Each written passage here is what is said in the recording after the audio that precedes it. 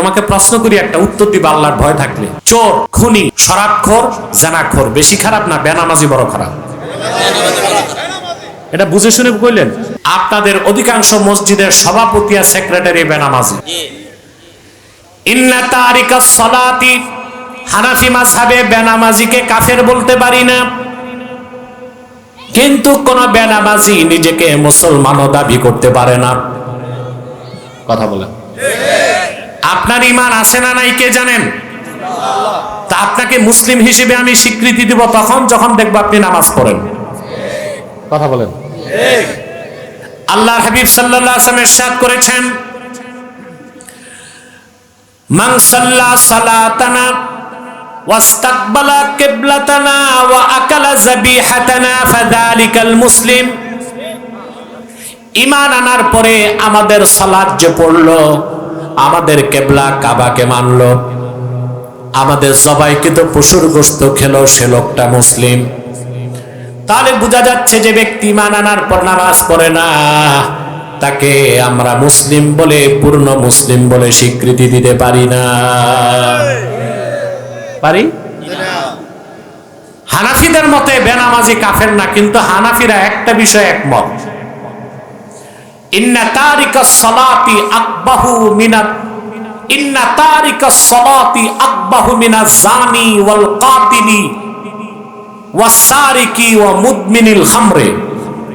চোর, হত্যাকারী, শরাবখোর, জেনাখোর, এই চারটার চেয়ে খারাপ বেনামাজি। এখন একটা কথা বলি, যদি আমাকে কষ্ট না পান, অনুমতি দেন।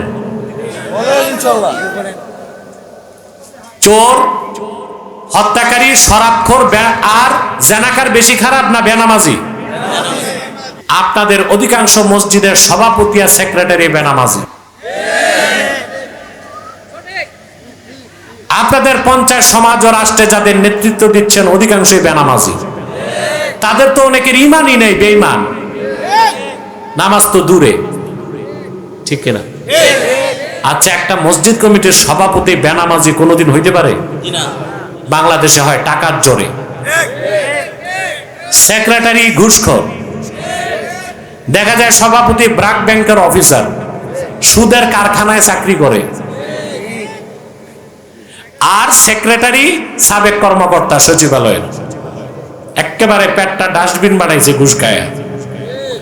এখন যে মসজিদের সভাপতি বেনামাজি সুদখোর আর যে মসজিদের সেক্রেটারি বেনামাজি ঘুষখোর, ওই মসজিদের ইমামের চেয়ে বড় এতিম কে? কথা বলে।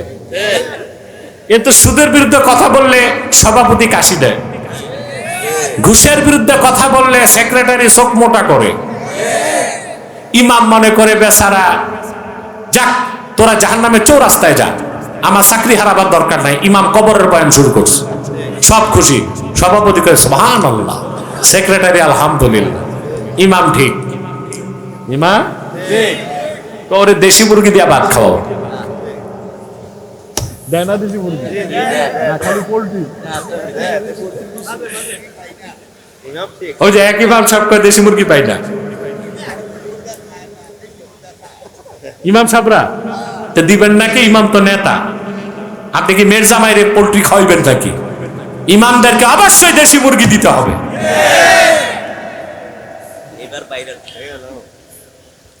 সম্মানিত সুধী, কথা শুনছেন, বুঝতেছেন? তাহলে আমরা সফলতার জন্য নিজেরা নামাজ পড়ব আর নামাজিদেরকে প্রতিষ্ঠিত করব।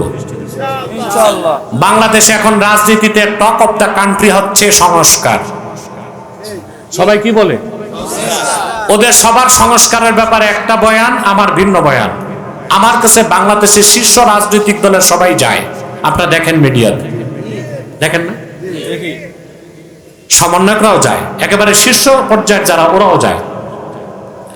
তো কথা হচ্ছে, আমি তাদেরকে পরামর্শ দিই, তোমরা যে নীতিতে সংস্কার চাও এটা কিচ্ছু হবে না, ফলাফল শূন্য।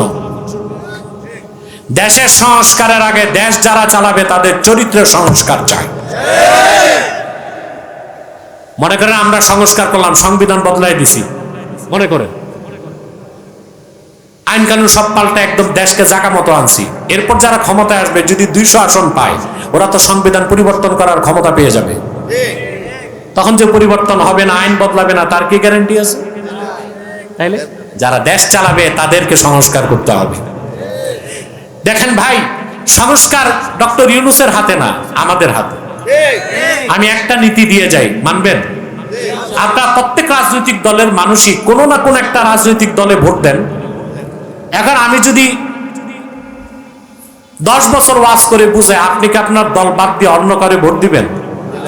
আমার তো বিশ্বাস নেই আমার মুরিদদেরকে যে আমিও যদি ভোটে দাঁড়াই আমারও পীর হিসেবে ভোট দিবে না, আমারে দিবে নোট, নেতারে দিবে ভোট। আমারে দিবে নেতারে দিবে ভোট। বাংলাদেশে অনেক পীর সাহেব রাজনীতি করে ভোট পায় না, তার মুরিদ তারে ভোট দেয় না, কারণ পীরেরা দেয় নোট, রসমালাই, টাঙ্গাইলের চমচম, মুক্তা গাছের মন্ডা, আর দলের নেতারে দেয় ভোট। তার মানে মুরিদের কথা হচ্ছে, পীর বাবা তুম নোট সে খুশ রহো, লিডার তুম ভোট সে খুশ রহো। পীর সাহেব তুমি নোটে খুশি, নেতা তুমি ভোটে খুশি। তা আমাদের সমস্যা তো আমাদের মধ্যে। তা আমরা একটা কাজ করতে পারি, আপনি যে রাজনৈতিক দলের নেতাকেই ভোট দিবেন, আপনি প্রথম দেখবেন সে মুসলমান কিনা। কাফের মুশরিক হলে তারে ভোট দিবেন না। যদি দেখেন ইমানদার, তারপর দেখবেন সে নামাজটা পড়ে কিনা। যে দেখেন নামাজ পড়ে, তারপর দেখবেন তার রোজগারটা হালাল কিনা। প্রত্যেক রাজনৈতিক দলের কর্মীরা যদি এইভাবে তাদের দলের নেতা বাছাই করে সংসদে পাঠায়, খোদার কসম বাংলাদেশ ইসলামী সোসাইটি সমাজ হয়ে যাবে। রাষ্ট্রবিজ্ঞানের একটা concept, society is great than state. রাষ্ট্র থেকে সমাজ বড়। যদি আমরা এই নীতিতে বাংলাদেশকে একটা ইসলামী সমাজ বানায় দিতে পারি, আমাদের সন্তানরা আগামীতে বাংলাদেশকে একটা ইসলামী রাষ্ট্র বানায় দিবে। পারবো আমরা? তো সফলতার জন্য কয়টা কথা বললাম। আমরা ঈমান এনে হৃদয়কে পাক করব, শিরক কুফর দূর করব, বাতিল আকীদা দূর করব, রবের নামের জিকির করব। রবের জিকির থাকবে ঠোঁটে, থাকবে মনে। 3 নাম্বার 5 ওয়াক্ত নামাজ পড়ব। কারা কারা 5 ওয়াক্ত নামাজ পড়বো হাত তুলে দেখান। বলেন ইয়া আল্লাহ, ওয়াদা করছি আজ থেকে 5 ওয়াক্ত নামাজ জামাতের সাথে আদায় করব। যদি শয়তানের প্ররোচনায় নামাজ ছুটে যায়, তাৎক্ষণিক তওবা করে, মুনাজাত করে, তওবা করে কাজা হিসেবে নামাজ আদায় করব। হাত নামান। কদ আফলাহা মান তাযাক্কার ব্যাখ্যায় বিশ্ববরণ্য মুফাসসির ইমাম সুয়ুতি রাহমাতুল্লাহ লেখেন, কদ আফলাহা মান তাযাক্কা আয় তাহহারা কলবাহু মিন আয় কদ আফলাহা মান তাযাক্কা আয় তাহহারা কলবাহু বিল ঈমান। সফলতা লাভ করল সেই যে ব্যক্তি ঈমানের নূর দিয়ে তার অন্তরকে পবিত্র করল। বলেন সুবহানাল্লাহ। কি দিয়ে? বিশ্ববরণ্য আরেকজন মুফাসসির আল্লামা ইমাম ইমাদউদ্দিন ইবনে কাসির রাহমাতুল্লাহি আলাইহি, তিনি তার তাফসীরের মধ্যে লেখেন, কদ আফলাহা মান তাযাক্কা আয় তাহহারা কলবাহু বিনাশ শিরকি ওয়াল কুফরি ওয়াদ দানাস। নিশ্চিত সফলতা লাভ করলো সেই যে তার হৃদয়কে পবিত্র করলো শিরক থেকে, কুফর থেকে, আর বাতিল আকীদা থেকে। সুবহানাল্লাহ বলেন। বিশ্ববরণ্য আরেকজন মুফাসসির আল্লামা ইমাম ফখরুদ্দিন রাজি, তিনি তাফসীর কবীরের মধ্যে লেখেন, ইন্না মারাতিবা আমালিল মুকাল্লাফি সালাসা। আল্লাহর বান্দার আমলের 3টা স্তর। তার প্রথমটা হলো ইজালাতু আকাইদিল ফাসিদাতি মিনাল কলব। ঈমান আনার মাধ্যমে হৃদয় থেকে শিরক আর কুফরকে সম্পূর্ণ ঝেড়ে মুছে সাফ করে নেওয়া। সুবহানাল্লাহ বলবেন না? তো বিশ্ববরণ্য 3 জন মুফাসসিরের স্টেটমেন্ট শুনলাম। হৃদয় পবিত্র করার অর্থ হচ্ছে ঈমান আনা আর শিরক কুফর জোরে বলতে হবে। তো হৃদয় পবিত্র করার অর্থ হচ্ছে ঈমান আনা, শিরক কুফর। সুবহানাল্লাহ বলেন। আমরা হৃদয় পাক বুঝি না। বলে ভদ্রলোক হিন্দু হইলে কি হবে, মনটা ভালো। যার ঈমান নাই তার আবার মন ভালো হয় কেমনে? মন ভালো, মন পবিত্র তার যে ঈমান আনছে। আর যার ঈমান নাই তার মন কখনো ভালো হতে পারে না, ওইটা অপবিত্র হৃদয়। মাইকম্যান আওয়াজটা একটু ধরে রাখছে, ছেড়ে দিবে আর একটু বাড়বে, ইকো না হয়। সম্মানিত সুধী, যার হৃদয় পাক সে নিজে পাক। হৃদয় পবিত্র, ব্যক্তি পবিত্র। হৃদয় অপবিত্র, ব্যক্তি অপবিত্র। আল্লাহর হাবিব সাল্লাল্লাহু আলাইহি সাল্লামের ঈমানদার উম্মত চিরকাল পবিত্র যতদিন তার অন্তরে ঈমান থাকবে, আর কাফের মুশরিক অবিশ্বাসী চিরকাল অপবিত্র যতক্ষণ ঈমান না আনবে। আপনার দেহের মূল হচ্ছে হৃদয়। মূল কি? এটাই তো মূল। আল্লাহর হাবিব সাল্লাল্লাহু আলাইহি ওয়াসাল্লাম ইরশাদ করেছেন, সহিহ বুখারী কিতাবুল ঈমানের হাদিস।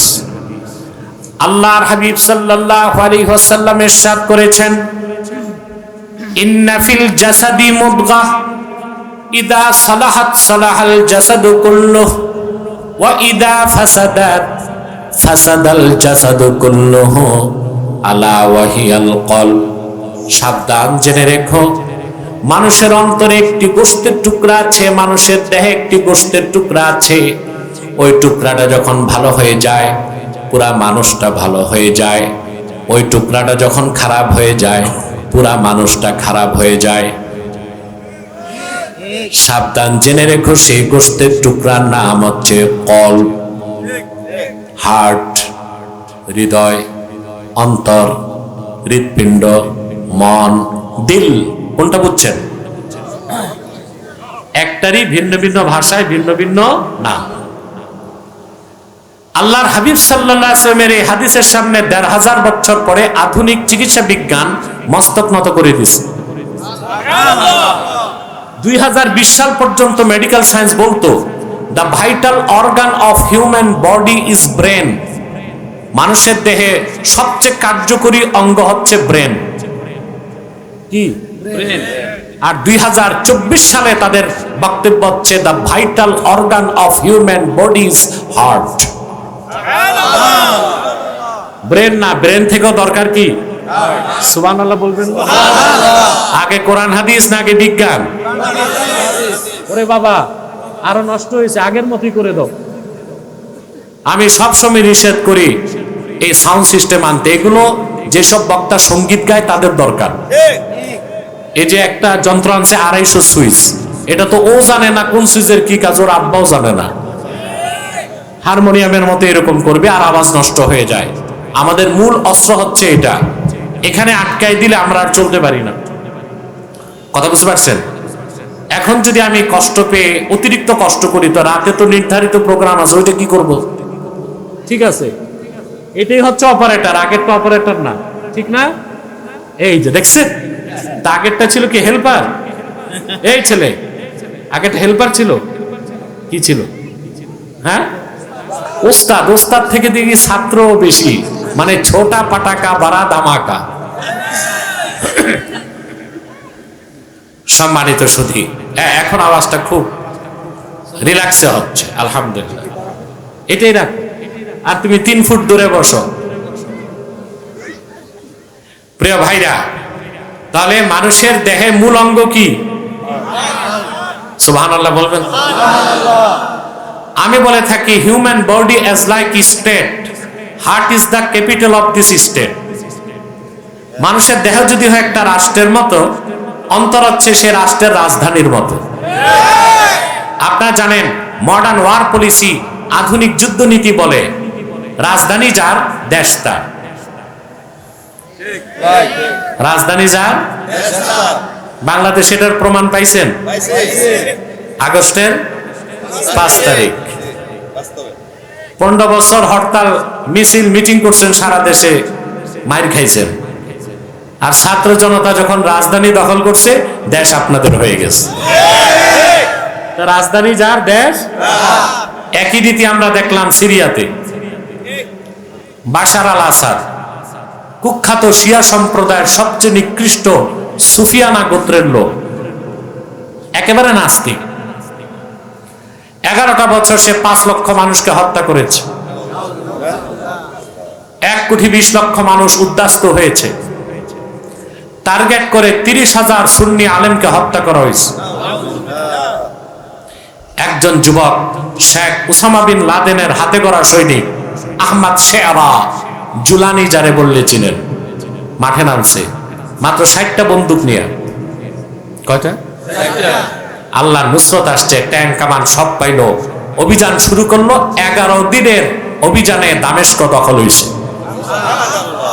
আপনাদের লেডি পালাইছে 45 মিনিটে, আর সিরিয়াল লেডা পালাইছে 15 মিনিটে। লেডা মানে জেন্টস, কিন্তু আমি একটু কৌতুক করলাম। এটা পালাইছে 45 মিনিটে, ওইটা পালাইছে। তাহলে রাজধানী যা, শয়তান এটা ভালো করে জানে, সেজন্য সে মানুষের নাক কান দখল করে না, দখল করে রাজধানী, অন্তর। মিশকাত শরীফের হাদিস, আল্লাহর হাবিব সাল্লাল্লাহু আলাইহি সাল্লাম ইরশাদ করেছেন, আশ-শায়তানু জাসিমুন আলা কলবি বানি আদম ইদা যাকারা ফাখানাসা ওয়া ইদা গাফালা ফাওয়াসওয়াসা ওয়া ফি রিওয়ায়াতিন ইদা যাকারাল্লাহ ফাখানাসা ওয়া ইদা গাফালা ফাওয়াসওয়াসা। আল্লাহর হাবিব ইরশাদ করেছেন, শয়তান বনি আদমের অন্তরে আসন গেড়ে বসে যায়। বান্দা যখন আল্লাহর জিকির করে শয়তান পালায়, বান্দা যখন আল্লাহর জিকির থেকে বঞ্চিত হয় শয়তান ওয়াসওয়াসা দেয়। তাহলে মানুষের দেহটা যদি হয় রাষ্ট্রের মতো, অন্তর হচ্ছে রাজধানীর মতো। সুবহানাল্লাহ বলবেন না? যার অন্তর পবিত্র সে পবিত্র, যার অন্তর অপবিত্র সে অপবিত্র। মুমিন কখনো নাপাক যতক্ষণ ঈমান আছে, কাফের কখনো পাক হতে পারে না যতক্ষণ ঈমান না আনবে। আমি বুঝাইতে পারছি? তো কাদ আফলাহা মান তাযাক্কার মানে হচ্ছে ঈমান আনার মাধ্যমে হৃদয়কে পবিত্র করা। সুবহানাল্লাহ বলেন। ঈমানের নূর ছাড়া অন্তর কখনো পবিত্র হতে পারে না। এই সবকটা বাড়ি যাবে? কথা বলে না। রাসূলুল্লাহর ঈমানদার উম্মত কখনো নাপাক হয়? আমি একটু বুঝাই। সহিহ আল বুখারীর হাদিস, আল্লাহর হাবিব সাল্লাল্লাহু আলাইহি ওয়াসাল্লাম ইরশাদ করেছেন, সুবহানাল্লাহ ইন্নাল মুমিনা লা ইয়ানজুসু হাইয়ান ওয়ালা মাইয়াতা। সকল পবিত্রতা আল্লাহর জন্য, আমার উম্মতের মুমিন কখনো নাপাক হয় না, জীবিত থাকলেও পবিত্র, মৃত্যুর পর পবিত্র। আওয়াজ করে বলেন সুবহানাল্লাহ। মুমিন কখনো জীবিত থাকলেও পবিত্র, মৃত্যুর পরেও পবিত্র। এখন আপনাদের একটা ভুল ভেঙে দিচ্ছি। আপনি বলবেন মুমিন কখনো নাপাক হয় না, তো গোসল ফরজ হয় কেন? প্রশ্ন আছে? আপনারা মনে করেন স্ত্রীর কাছে গেলে গোসল ফরজ মানে নাপাক হইছেন, তাই মনে করি না। মুমিন তো কখনো নাপাক হয় না। আপনার উপর গোসল ফরজ হয়, আপনি হন জুনুব। কি হন? জুনুব, জুনুবি। নাপাককে আরবিতে বলা হয় নাজাস। গোসল ফরজ হলে কি নাজাস বলা হয় না, জুনুব? আপনি তো নাপাক হন না। আল্লাহ কি বিয়ে শাদী দিয়েছেন প্রতি রাতে নাপাক হইতে মুসলমানকে? জুনুবকে। আম্মাল জুনুব ফাহুয়াল্লাযী ওয়াজাবা আলাইহি গুসলুল জানাবা। যার উপর জানাবাতের গোসল ফরজ হয়েছে তাকে বলা হয় জুনুব। তার মানে মুমিন স্ত্রীর কাছে গেলে নাপাক হয় না, গোসল ফরজ হয়। ভুলটা ভাঙলো? আরেকটা মাসালা বলি, শীতকাল ভালো লাগবে, দরকারে আসবে, তবে শীত চলে গেছে। বাংলাদেশে কথা আছে, মাগে কাপে বাগে। মাগে কাপে বাগে। দেখা যায় মাঘ মাসে আপনি যুবক মানুষ, স্ত্রীর সাথে ফিজিক্যাল রিলেশন হয়েছে, গোসল ফরজ না? রাত 12টায় কষ্ট করে পুকুরে যায়, ঠক ঠক করে কাপে আর গোসল করে। বেটা, তোমারে আহাম্মক এত কষ্ট করতে কে বলছে? চুপচাপ ঘুমায় থাকো। গোসল ফরজ তো তখন না। গোসল ফরজ কখন হবে? ইদা দাখালা ওয়াক্তুল ফাজরে। ফজরের টাইম এন্ট্রি করলে গোসল ফরজ। সুবহান। এর আগে গোসল ফরজ? হ্যাঁ, যদি আপনি কোরআন তেলাওয়াত করতে চান, নামাজ পড়তে চান, তখন ভিন্ন কথা। নতুবা চুপচাপ আরাম করে ঘুমায় থাকবেন। আরামের পরে আরাম দরকার। মজার বিনিময়ে যদি সাজা নেন, তাহলে শীতকালে একদিন বিবির কাছে গেলে পুরা 6 মাস আর গোছাবে না ভয়তে, রাত 12টায় পুকুরে গোসল করে। তাহলে আমরা মাসালা না জেনে অনর্থক কষ্ট করি, ঠিক না ভাই? তাহলে মুমিন কখনো না পাক যতক্ষণ ঈমান, কাফের কখনো পাক যতক্ষণ অন্তরে কুফর আছে। আমি বুঝাতে পারলাম? তাইলে এই এতটুকু আলোচনা থেকে শিক্ষা কি নিচ্ছি? শিক্ষা হচ্ছে জীবনে আর যাই করি ঈমান নষ্ট করব না, শিরক আর কুফর করব না। একটা সুসংবাদ দিয়ে যায় মুসলমান, আল্লাহর আখিরি নবী রাহমাতুল লিল আলামিন মুহাম্মদ মুস্তাফা সাল্লাল্লাহু আলাইহি সাল্লামের ঈমানদার উম্মত যদি হাসর ময়দানে উপস্থিত হয় এমন অবস্থায় তার ঈমান ঠিক আছে, আমল নাই, তার আমল নামায় শিরক নাই, কুফর নাই, গুনাহ করেছে কিন্তু ঈমানটা নষ্ট করে নাই, আল্লাহ ইচ্ছে করলে তারে বিনা আযাবে মাফ করে দিতে পারেন।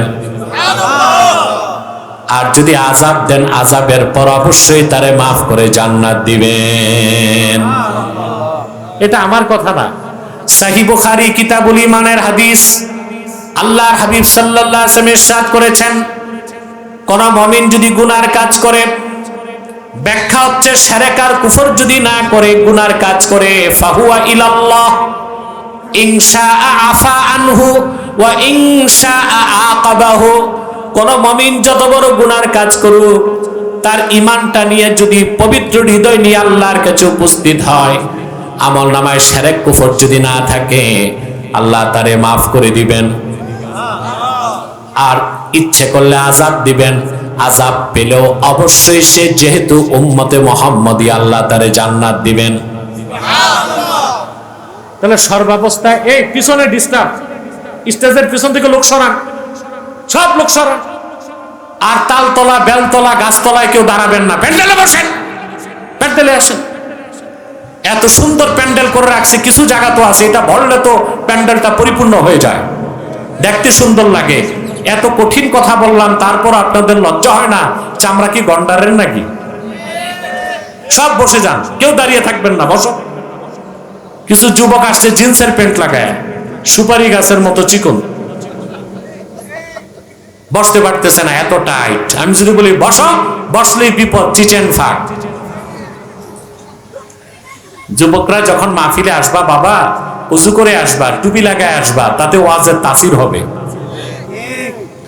মনে থাকবে আমার যুবক ভাইরা, মাহফিলে আসলে কুর্তা পায়জামা পরে আসবা, টুপি লাগায় আসবা, দেখতে সুন্দর লাগে, আল্লাহর রহমত পাবা। ওই যে দুই একজন জিন্সের প্যান্ট, ওরাই বসতে পারতেছে না, থাক, তোমরা বাসের সাথে ট্যাগ দিয়ে দাঁড়ায় থাক।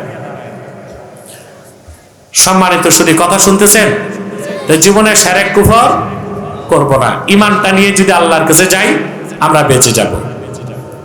কারণ শিরকের গুনাহ কখনো আল্লাহ তাআলা ক্ষমা করবেন না। এবার আসেন দ্বিতীয় কাজ কি? ওয়া যাকার আসমা রাব্বি। আল্লাহ বলেন সফল হলো সে যে ঈমান এনে হৃদয় পবিত্র করলো আর তার রবের নামে জিকির করলো। কার নামে? এখন রবের নামে জিকির বুঝেন? আমার দেশে যারা পীরের মুরিদ, তাদের জিকির আছে ঠোঁটে, জিকির নাই মনে। সেই জন্য সকালে 10 মিনিট জিকির করে, বিকালে 10 মিনিট জিকির করে, সারাদিন সুদ খায়, ঘুষ খায়,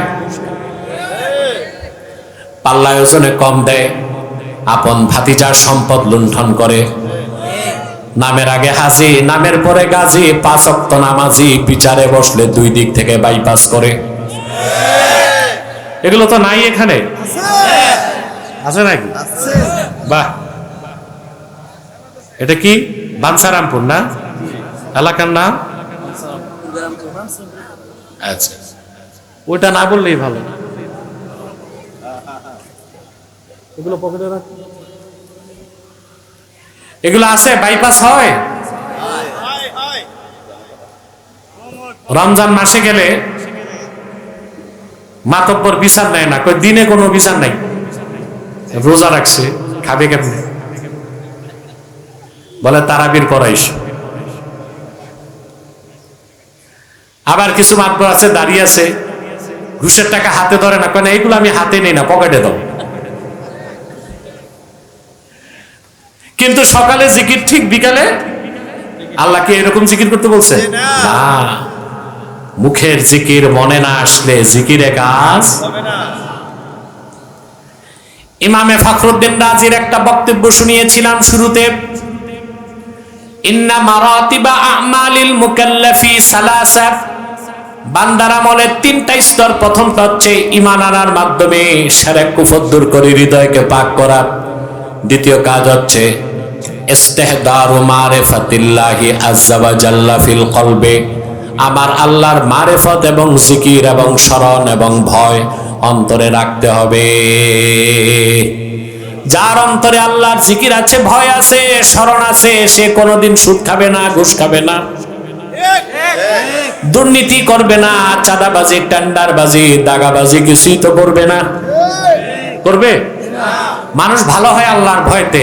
আইন কানুন দিয়ে মানুষকে ভালো করা, নিয়ন্ত্রণ করা যায়। আইন কেন? আইন কেন? আইন হচ্ছে ফর চেক এন্ড ব্যালেন্স, নিয়ন্ত্রণ করা। কি করা? আর আল্লাহর ভয় মানুষকে নিয়ন্ত্রণ করে না, মানুষকে মানুষ বানায় দেয়।